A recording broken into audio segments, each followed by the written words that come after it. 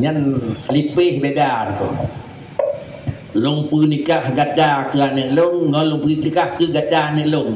Yang nak lah ya, long pernikah ke gada yeut. Atau long pernikah anak long ke gada yeut. Yang tak persoalan long pernikah sia nikahkan kamu.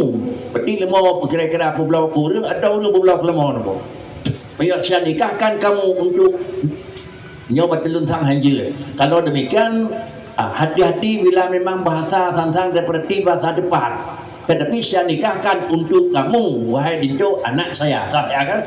Tapi kalau saya nikahkan kamu untuk anak dengan anak saya, sama dengan aplikah huragam ngorina, lihat. Inilah kehati-hatian. Mudah-mudahan nicis dalam bab perkawinan akan tahqiq di dalam bab adalah bangsa.